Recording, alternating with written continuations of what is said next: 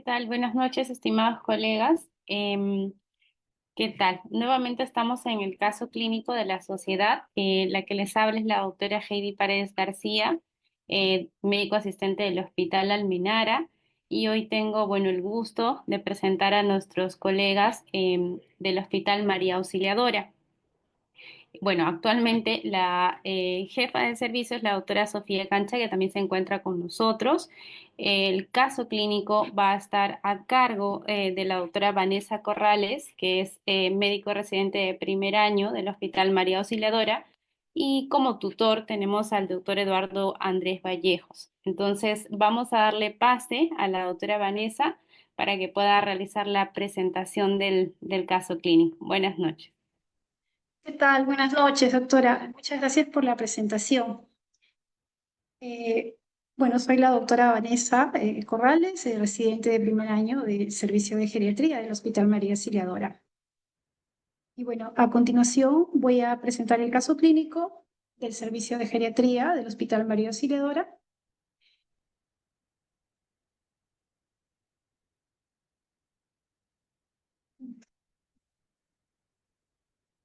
¿No? Disculpe.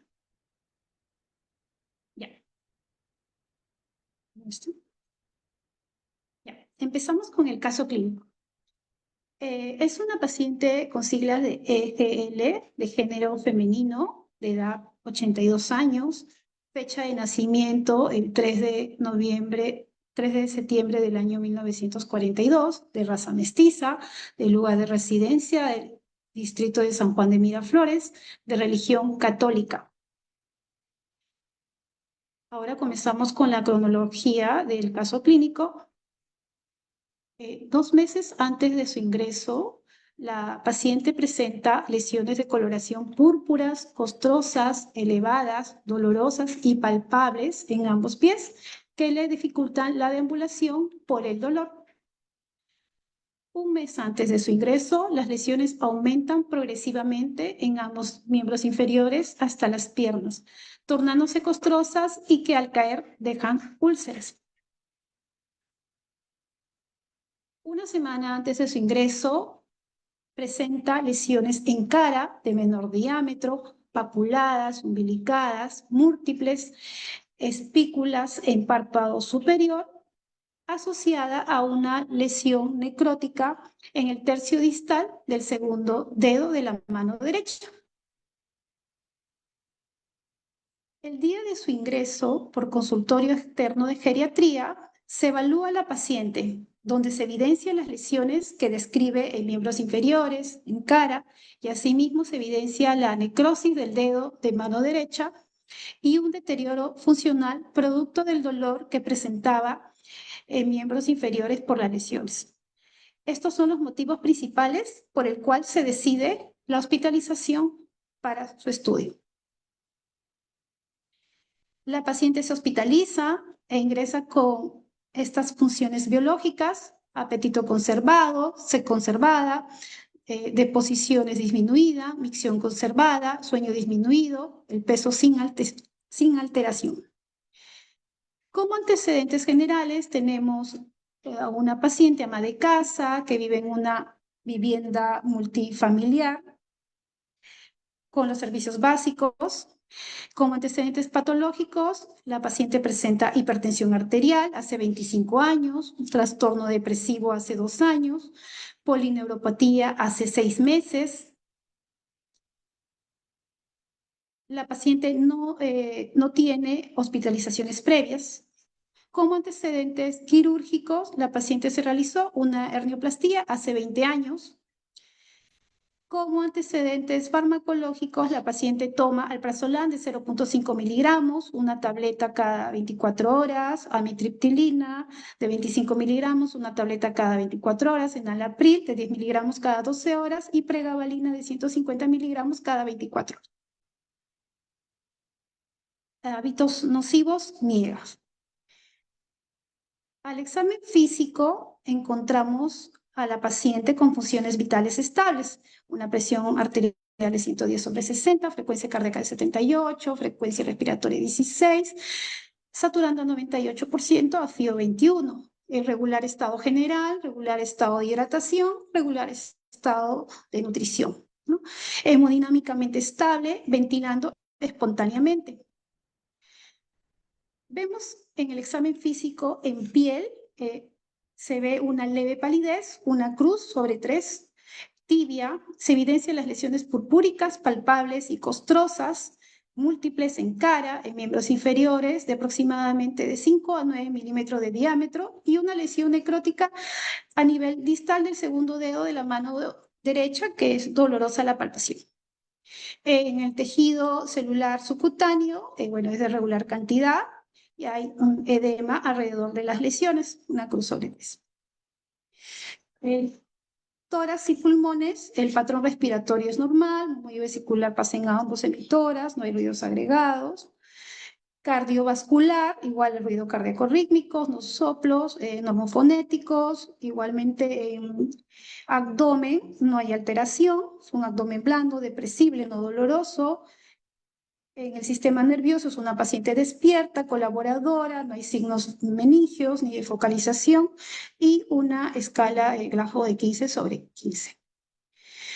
En relación al examen físico de la piel, evidenciamos estas imágenes. En la primera imagen evidenciamos unas lesiones purpúricas palpables de diferentes tamaños en miembros inferiores y dolorosas a la palpación. Evidenciamos también en la segunda imagen una lesión necrótica de tipo hiperqueratósica en tercio medio de pierna derecha. En la tercera imagen se evidencia la lesión necrótica, región distal del segundo dedo de la mano derecha. Y en la última imagen evidenciamos las lesiones múltiples en cara de tipo pápulas umbilicadas y unas espículas en párpado superior. Tenemos también estas lesiones purpúricas que corresponden a la pantorrilla, donde se evidencia mejor las lesiones purpúricas.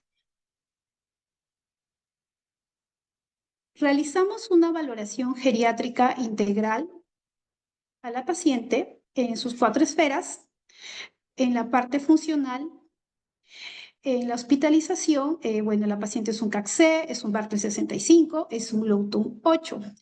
Pero previo a eso, cabe resaltar que 2 meses antes de que le aparecieran las lesiones a la paciente, bueno, era un CAX-A, era un Bartel 100 y un Lowton 6. En la esfera mental es una paciente con un deterioro cognitivo leve. En el mini mental también tenía un deterioro. Y en la parte afectiva era un Yeshabas 6 puntos que se relacionaba con la depresión leve. En la parte social, en la parte clínica, perdón, hay una prefragilidad en la escala de Fraile 2 puntos, hay sarcopenia, 4 puntos en la escala de SAR-F, y en el MNA de 8 puntos que la cataloga en riesgo de nutrición. En la parte social, Gijón 13, ¿no? La paciente tiene riesgo social, ya que es una paciente pues que cuenta con CIS, no tiene una pensión, y bueno, depende económicamente de los hijos de manera irregular. Entonces, como síndromes geriátricos, tenemos la prefragilidad, Fraile 2 puntos, ya que la paciente era incapaz de caminar una manzana, incapaz de subir un piso de escaleras. Tenemos la sarcopenia, ¿no? Con un SAR-F de 4 puntos.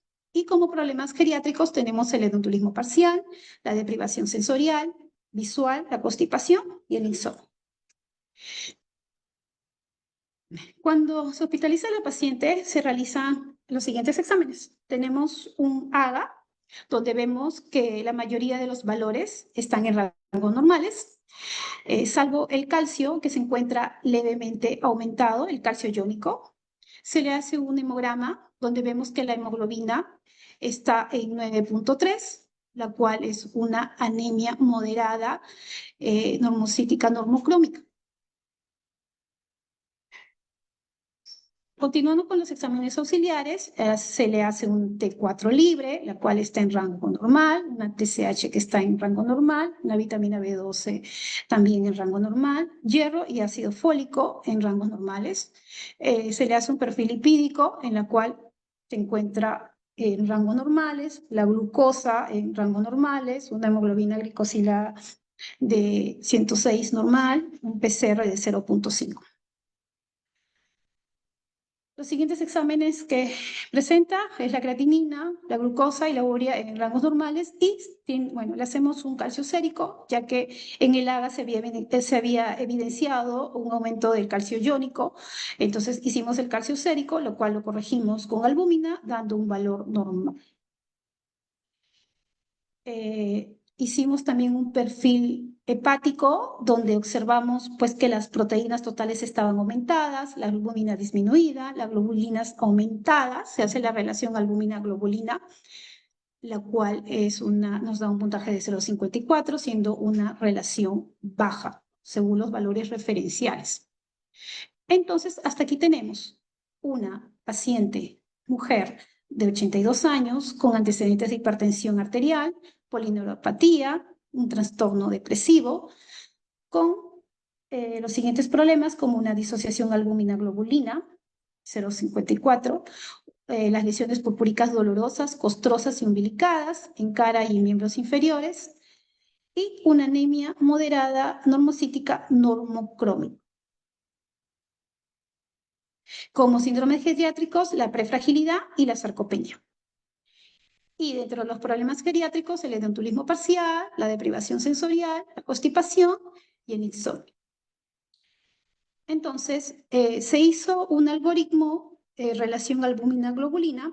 En este caso, las proteínas totales estaban aumentadas, que podrían corresponder a una relación albúmina-globulina normal o anormal. En este caso, bueno, una relación normal podría deberse a una deshidratación o por hemoconcentración. Y bueno, como era el caso de la paciente, una relación albúmina-globulina anormal, ya que tenía aumentos de globulinas, por lo tanto, la relación albúmina-globulina estaba disminuida y esto se podía correlacionar con un mieloma múltiple o un proceso infeccioso.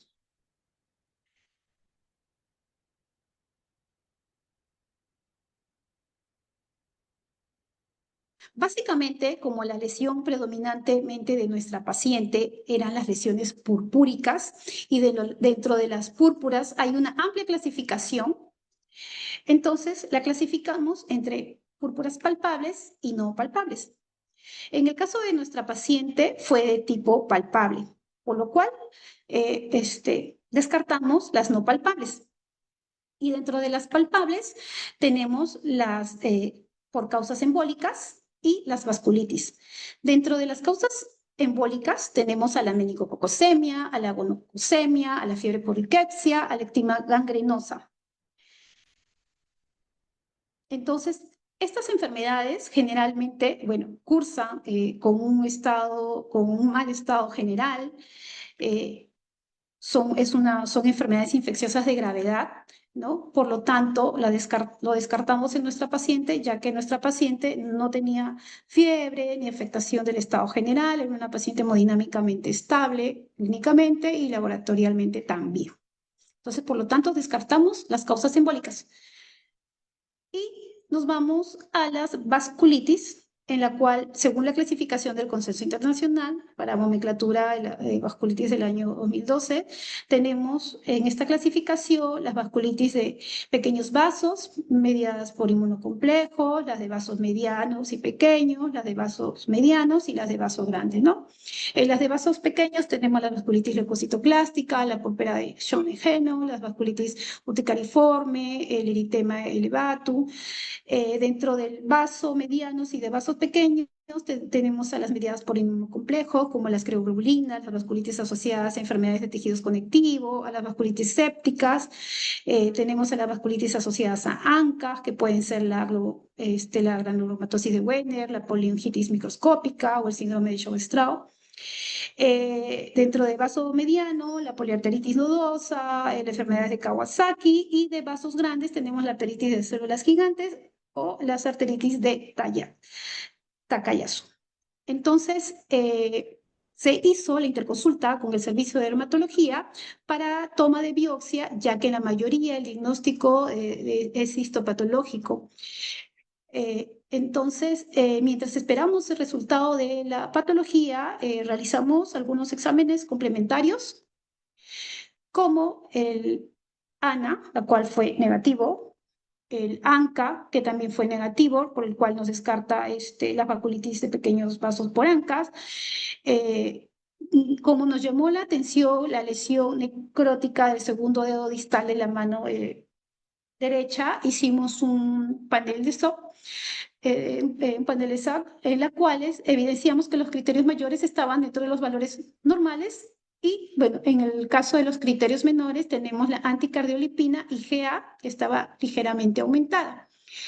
Y bueno, como la paciente no tenía antecedentes de aborto, no tenía antecedentes de embarazos pretérminos ni preeclampsia, descartamos un síndrome antifosfolipídico. También realizamos un estudio de crioglobulinas que salió negativo. Seguimos con los exámenes complementarios y, bueno, solicitamos un factor reumatoideo, de la cual está normal, un complemento C3, en el cual se encuentra disminuido ligeramente, un complemento C4 normal, un BCG alto. Y bueno, también se hizo un coprocultivo negativo, descartando así causas de vasculitis secundarias a parasitosis. Los exámenes serológicos también salieron negativos, descartando también pues, vasculitis secundaria a infecciones.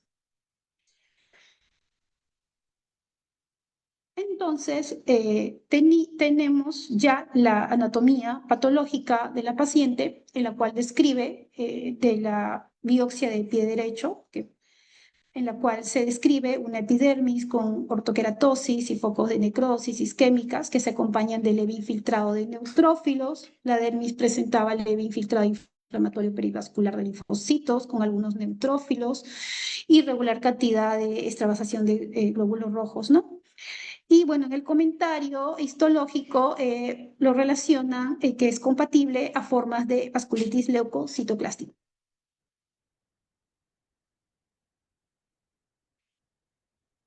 Entonces, tenemos una vasculitis leucocitoclástica y dentro de la vasculitis leucocitoclástica podían ser secundaria a estas causas como fármacos, infecciones, enfermedades autoinmunes sistémicas, paraneoplásicas o otras enfermedades. También, teníamos la siguiente biopsia, que era la que le correspondía a la biopsia de la mejilla derecha, ¿no? Ya que cabe resaltar que la paciente tenía lesiones cutáneas mixtas de todo tipo. Entonces, en la biopsia de mejilla derecha, bueno, se describe la epidermis con acantosis y zona de ulceración central. La dermis presenta un leve infiltrado inflamatorio de patrón intersticial conformado por linfocitos, histocitos y algunos neutrófilos. Además, se observa material eosinofílico y fibrinoide en aparente distribución folicular, ¿no? Bueno, y el comentario, bueno, el cuadro histológico sugiere la posibilidad de un fenómeno paraneoplasia, pero neoplásico como lo descrito en una enfermedad hematológica, como mieloma múltiple o crioglobulinemis.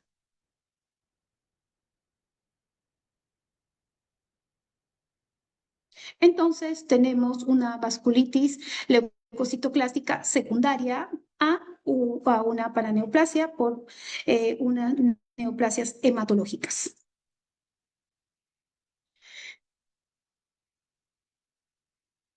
Entonces se hace la interconsulta con el servicio de hematología para el aspirado de médula ósea, la cual nos llega el resultado de una médula ósea infiltrada por 50% de células plasmáticas, que nos da la conclusión de una discrasia de células plasmáticas a descartar un mieloma múltiple. Se le realizan los estudios de electroforesis de proteína, en la cual vemos una Una IgA que está aumentada, una cadena capa libre 306 que está aumentada, una índice de capa lambda libre está también aumentada y una beta 2 microglobulina en suero de 4,62 que también está aumentada. Seguimos con los exámenes complementarios, en la cual tenemos la inmunofijación en suero, donde se observa una banda monoclonal correspondiente a IgA, cadena ligera capa más banda correspondiente a cadena ligera capa libre. Y también tenemos una electroforesis en orina, ¿no? Donde también vemos pues, que la beta 2 microalbuminemia también está aumentada, ¿no? Y también hay una hipogamaglobulinemia. Entonces se procedió a hacer más estudios como el survey óseo, donde no se evidenciaron lesiones osteolíticas. En la bóveda de cráneo no se evidenció ninguna lesión osteolítica en los huesos largos, ¿no? Entonces llegamos desde una púrpura palpable como causa de vasculitis de pequeños vasos de tipo leucocitoclásticas, secundaria a mieloma múltiple. Ya.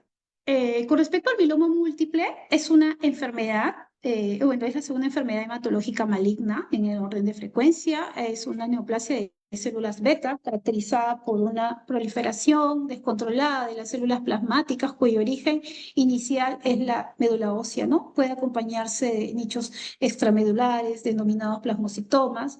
Y bueno, estas células clonales secretan un tipo específico de inmunoglobulinas, que habitualmente es una IgG o una IgA, ¿no? El cual se denomina componente monoclonal. En la epidemiología, bueno, es la segunda neoplasia hematológica más común, con frecuencia de 3 a 4 casos de cada 100.000 habitantes, predominantemente en adultos, con una edad media de 65 años.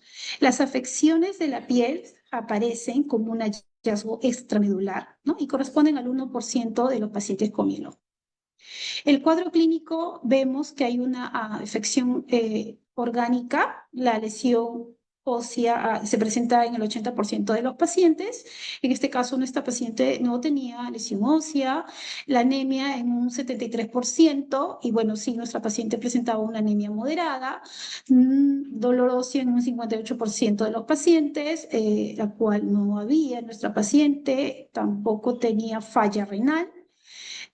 Bueno, la hipercalcemia se da en el 33% de los casos de los pacientes con mieloma. Bueno, al principio la paciente tenía un calcio iónico aumentado que, bueno, con hidratación esto se normalizó, ¿no? Y hay hiperviscosidad en el 6% de los pacientes. Las lesiones óseas típicamente son lesiones en sacabocados que se presentan en la bóveda de cráneo, bueno, la parte de la columna vertebral, en las costillas, en la pelvis, en los huesos largos, ¿no? Y en el caso de la anemia, pues el 82% de estos pacientes van a presentar una fatiga, ¿no? Secundaria a la anemia y bueno, es de causa multifactorial. Con respecto a la falla renal, de 25 a 30% de los pacientes van a tener creatinina mayor a 2 miligramos, va a haber hipercalcemia, hiperuricemia, deshidratación, hiperviscosidad. Va a haber un cuadro clínico también con hipercalcemia en el 13% de los pacientes, van a tener concentraciones de calcio sérico mayor a 11 miligramos y los síntomas que van a presentar pues son la fatiga, el estreñimiento, las náuseas, la sed, ¿no? Y la confusión. En el mieloma, las lesiones típicas cutáneas, en este caso, son los plasmocitomas primarios y los plasmocitomas secundarios también por continuidad, ¿no? Y plasmocitomas secundarios metastásicos o asociados a amiloidosis o asociados a síndromes paraneoplásicos, ¿no? Generalmente estas son las lesiones típicas de un mieloma. Bueno, este es un resumen de la sintomatología, ¿no? que en el mieloma, ¿no? Donde vemos pues que hay anemia, hay nefropatía también por cilindros, alteraciones óseas en el 70%. Y bueno, para hacer el diagnóstico de mieloma múltiple necesitábamos ciertos criterios, según lo que la guía nos recomienda. Se requiere tener más de 10% de células plasmáticas clonales en médula ósea, la cual nuestra paciente presentó un 50% de células plasmáticas en médula ósea. También necesitamos tener un daño orgánico atribuible a mieloma, que son los criterios de CRAP. En este caso, los criterios de CRAP son la hipercalcemia, que no presentó nuestra paciente, una insuficiencia renal, que tampoco presentó, lesiones óseas, ya sean una o múltiples, osteolíticas más de 5 milímetros, que tampoco presentó, y bueno, sí presentó una anemia con una hemoglobina menor a 10. Entonces, tenemos en el caso de nuestra paciente, una médula, células plasmáticas mayor a 50% y un criterio de CRAP, que es la anemia, ¿no? De no tener estos criterios, hay otros criterios que también nos indican que puede tener mieloma múltiple, como en el caso de una biopsia, donde se diagnostica un plasmocitoma, o también puede pueden ver marcadores en ausencia de CRAC, como son las células clonales en médula ósea mayor a 60% o las cadenas ligeras libres en suero alteradas. Dentro de las pruebas y exámenes complementarios que se le piden en los pacientes, está, bueno, el hemograma, los exámenes de frotis, el estudio de coagulación, bioquímica sérica, los estudios de proteínas en suero, como la electroforesis, la inmunofijación, la dosificación de inmunoglobulinas, el estudio de proteínas en orina, y en el caso, y también se piden otros exámenes complementarios, bueno, que se valoran de acuerdo a cada paciente, ¿no? De manera individual. Una vez que ya tenemos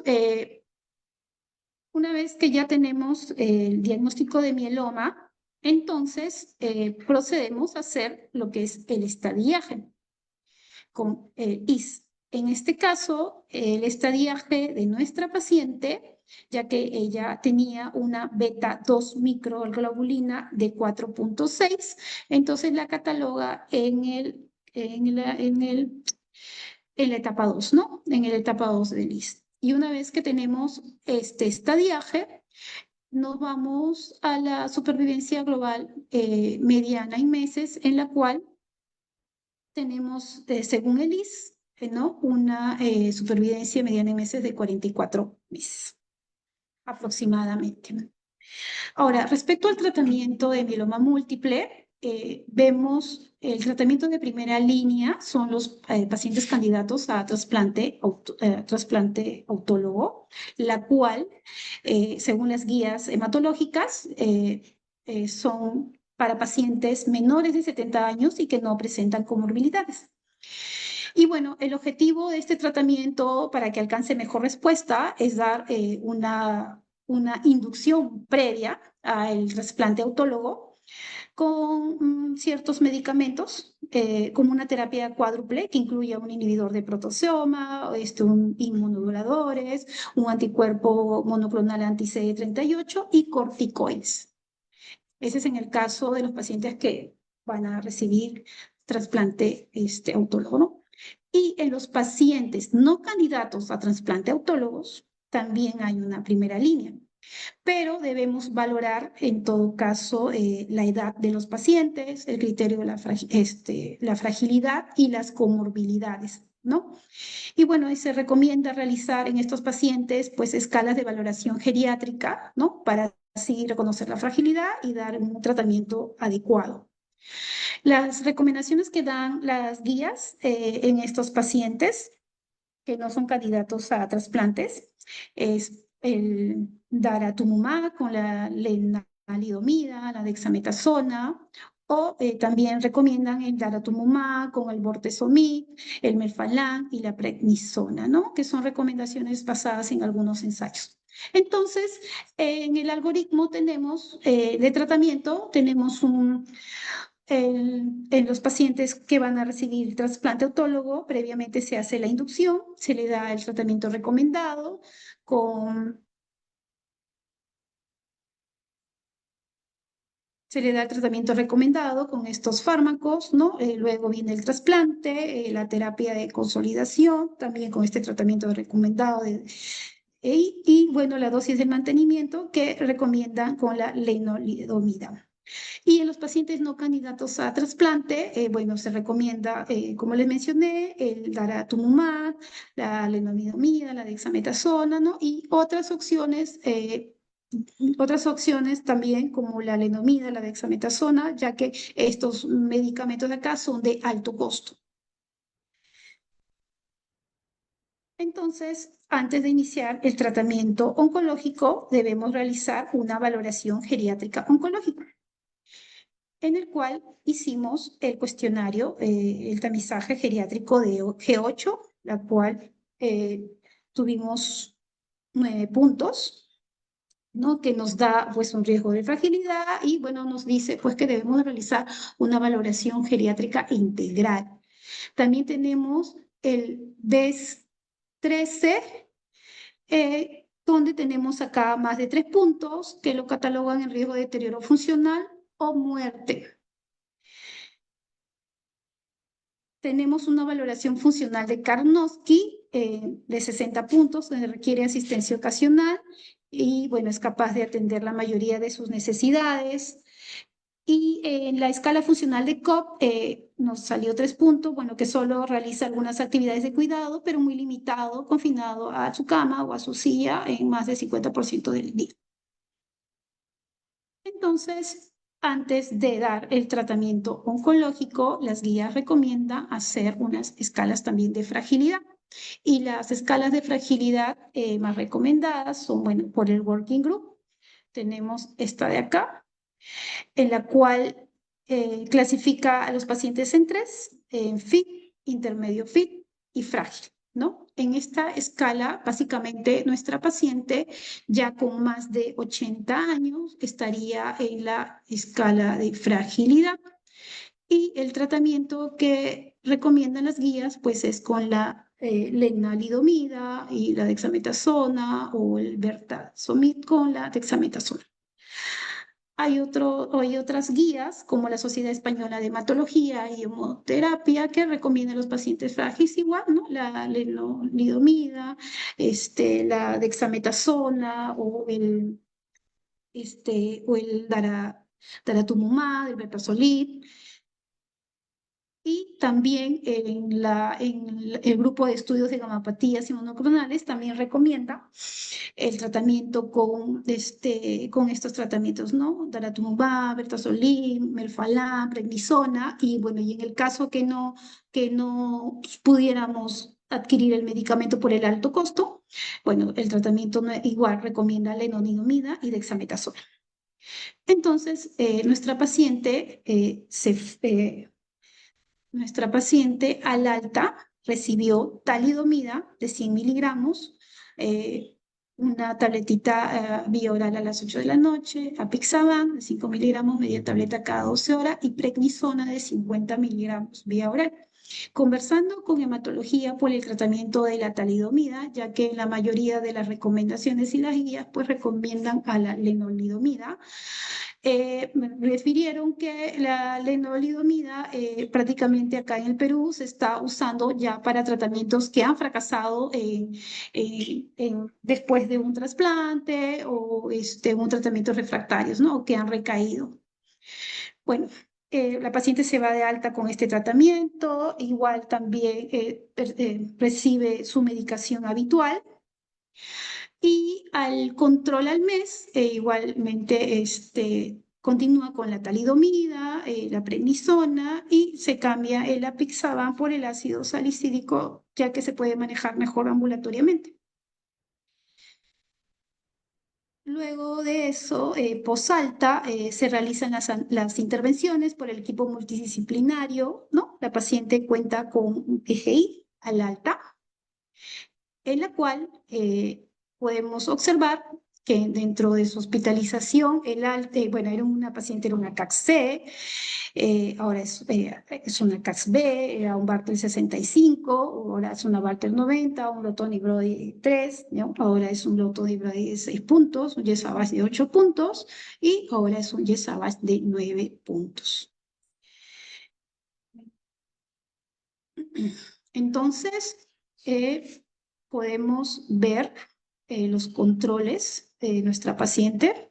Acá tenemos estas imágenes donde vemos que la paciente a los 2 meses ya de tratamiento, bueno, gracias al equipo multidisciplinario de servicio de geriatría, el servicio de hematología, nuestra paciente se encuentra recuperándose. Se evidencia que ya prácticamente las lesiones en cara han remitido casi en su totalidad. Y también evidenciamos que las lesiones de miembros inferiores también están en proceso de remisión, ¿no? La paciente se encuentra recuperándose. Y bueno, hasta la fecha sigue siendo controlada por las distintas especialidades, tanto por nutrición, por enfermería, por medicina física, para evitar el desacondicionamiento, el servicio social, ¿no? Y las distintas especialidades.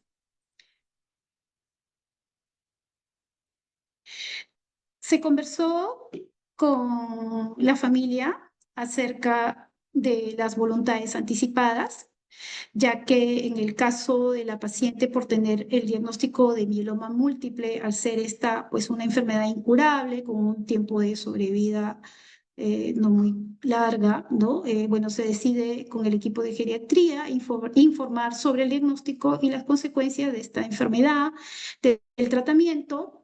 Y bueno, al principio la familia, pues, decide no decirle a la paciente por el temor a que abandone el tratamiento o peore su depresión, ¿no?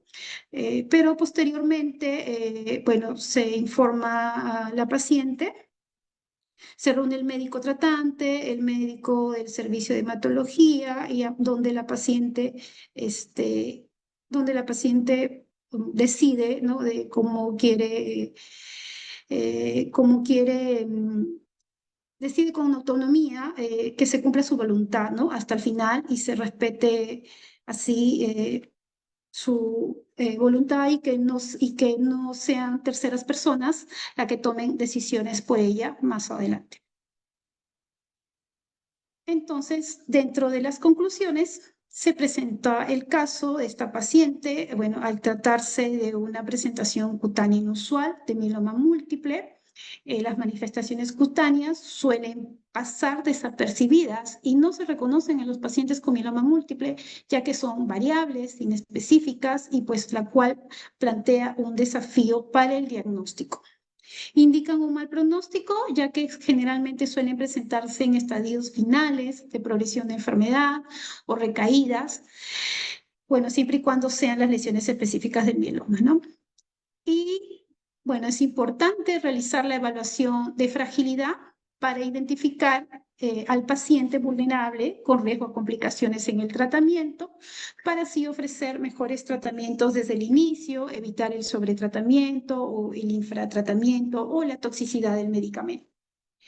La fragilidad es un parámetro dinámico que puede mejorar, como también se puede deteriorar. Entonces se debe hacer al inicio del tratamiento y periódicamente y durante el tratamiento para poder ajustar la terapia, ¿no? Darle una terapia mejor para ella, ¿no? Y bueno, y la mayoría de las recomendaciones sobre cómo tratar a los pacientes frágiles con mieloma múltiple se basa en recomendaciones, opiniones de expertos. Por lo tanto, existe una necesidad crucial de evaluar correctamente la fragilidad y diseñar pues ensayos clínicos específicos para ello, ya que a veces la edad de más de 80 años ya los catalogan como frágiles.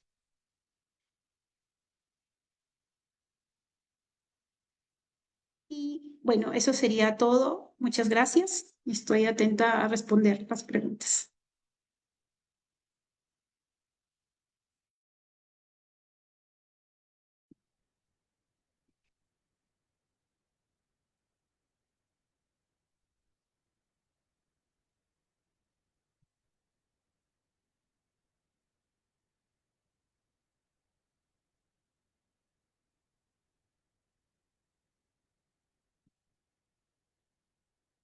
Buenas noches, ¿qué tal? ¿Se me escucha? ¿Qué tal? Buenas noches. Sí, me escucho.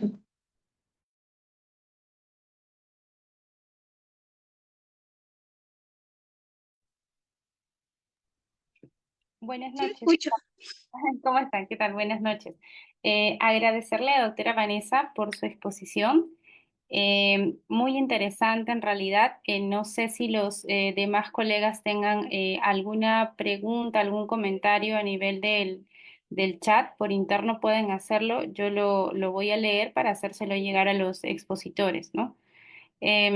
Como le decía, es una muy interesante exposición que nos relata, digamos,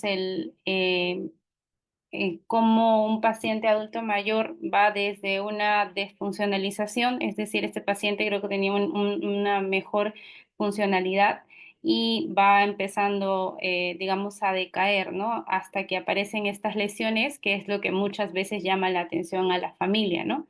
Tal vez no el hecho de que se está desfuncionalizando porque asumen de repente que es por la edad, ¿no? Como siempre nos pasa en la mayor parte de los geriatras, ¿no?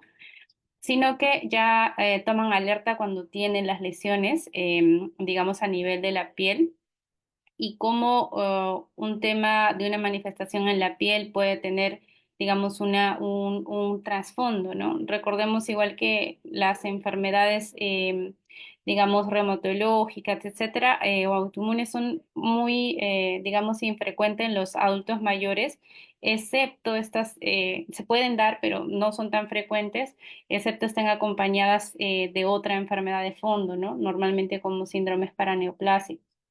Entonces, después de hacer digamos, una revisión de la literatura como lo han hecho en equipo y, digamos, llegar a un diagnóstico, es importante hasta esa parte, la parte, digamos, clínica, médica, que podamos tener, pero también es importante el hecho de hacer screening, ¿no? Screening, por ejemplo, o la valoración de la fragilidad en los adultos mayores, que nos va a permitir muchas veces intervenir a estos pacientes y en otras veces tal vez, como dijeron, ¿no? Es un tema dinámico, a veces nos permite mejorar y otras veces tal vez adecuar el tratamiento porque no hay mucha mejoría del adulto mayor. Por lo que se ha visto, en el caso clínico, la paciente mejoró funcionalidad, mejoraron el tema de sus parámetros a nivel de la valoración geriátrica, que da mucho gusto, ¿no? O sea, da mucho gusto cómo el equipo multidisciplinar trabajando por el adulto mayor puede mejorar, ¿no? El tema del tratamiento también y la adecuación al tratamiento. Ahora, y lo que me pareció también muy importante es que si bien es cierto la paciente ha mejorado, sabemos que el mieloma múltiple es una enfermedad que pues en algún momento va a tener un desenlace, ¿no? Entonces ahora que ella está pues mucho mejor, puede tomar decisiones, digamos, basadas en lo que ella desea, poder ir viendo la de las voluntades anticipadas, ¿no? Eso nos parece muy importante. Y bueno, vemos también por ahí una conspiración de silencio de los familiares al principio, pero creo que hablándolo, el médico tratante con los familiares se puede llegar, digamos, a una, a un acuerdo de que pudieran decirle a la paciente adulta mayor, porque es la que tiene que tomar las decisiones, ¿no? Tenemos algunos comentarios del chat. A ver. Eh, el doctor Luis Montenegro dice muchas gracias por la presentación. Resaltar el uso de parámetros de fragilidad para las decisiones de manejo del paciente. Pregunta. El concepto de que la fragilidad es dinámica en tiempo, es dinámica, ¿qué tiempo se puede esperar para intervenir e intentar modificar las variables que clasifican al paciente como fit, frágil y que podrían modificar la opción de tratamiento?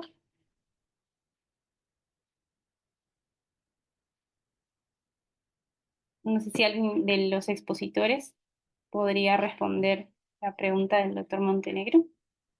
Bueno, en este caso, los controles de la paciente han sido, ha sido cada 2 meses.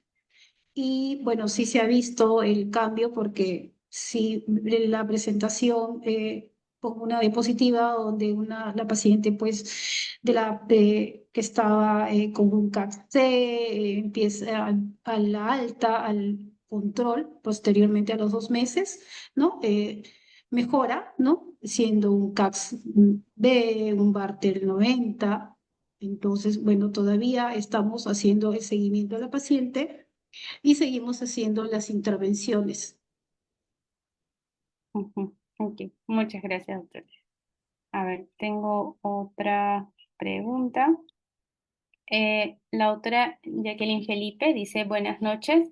¿Qué grado de fragilidad presentaba la paciente y si ello influyó para la toma de decisiones en cuanto a la dosis de medicación, ¿no? ¿Hubo etapa de prehabilitación?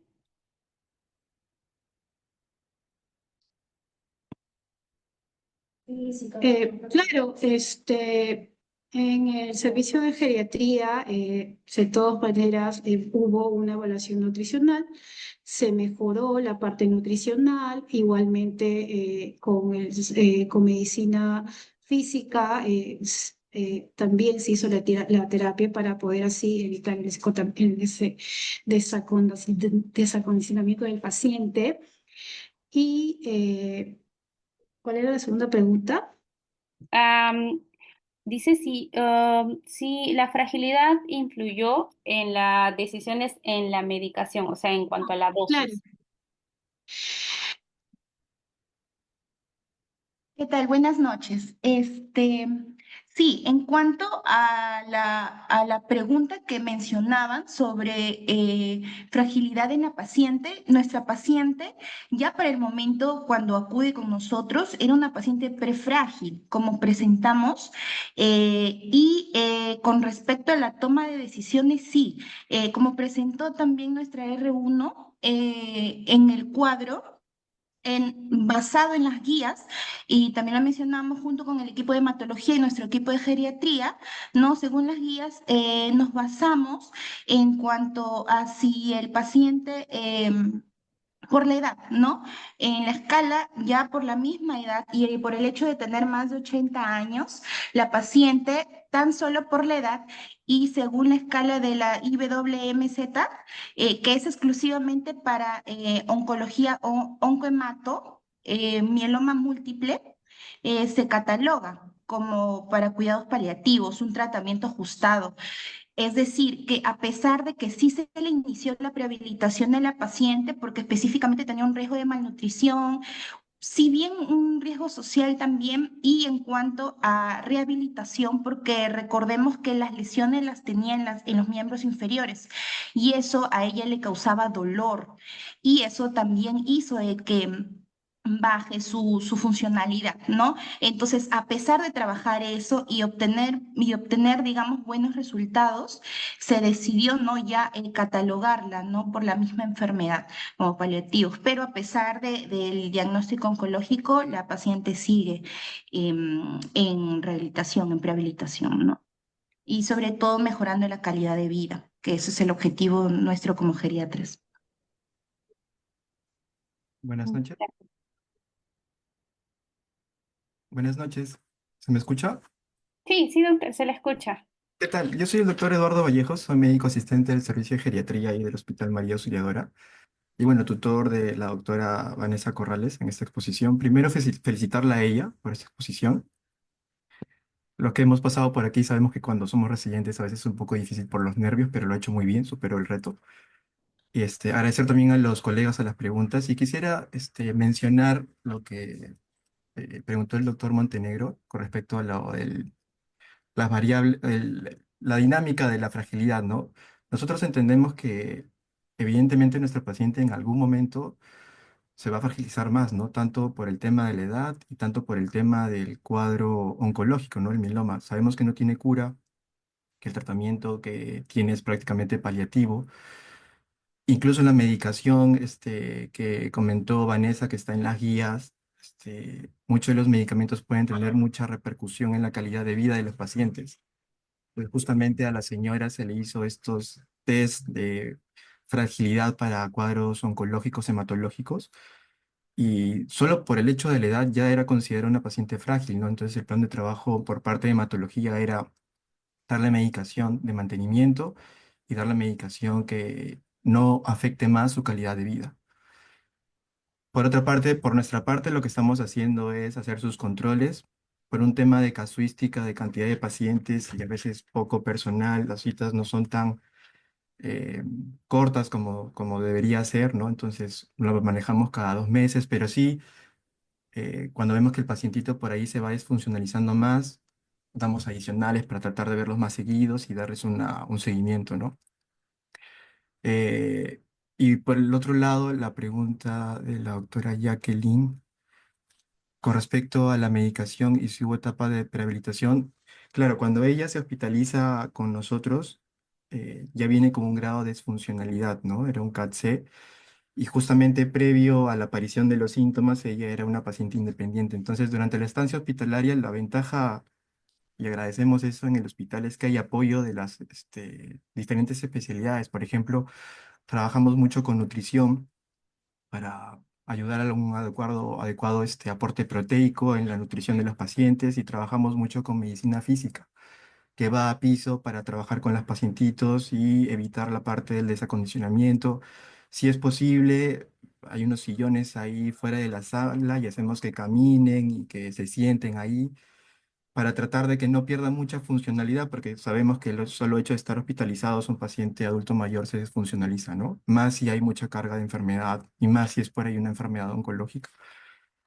Entonces, sí, este caso que hemos presentado nos gustó, sobre todo por el tema de las lesiones. O sea, normalmente cuando nosotros sospechamos en un cuadro de mieloma, en verdad vemos ya al paciente con complicaciones, ¿no? Viene la emergencia tal vez con alguna infección o por ahí se queja mucho de dolores tipo óseos y es bien difícil a veces pensarlo de primeras, ¿no? En este caso la señora vino por lesiones. Obviamente nosotros no sospechábamos en mieloma, sospechábamos tal vez en algún tipo de vasculitis, pero conforme fue avanzando el estudio, aquí vino la sorpresa, ¿no? Que tenía los criterios para el diagnóstico de mieloma, se le inició tratamiento y bueno, hasta este momento está teniendo una evolución favorable, ¿no?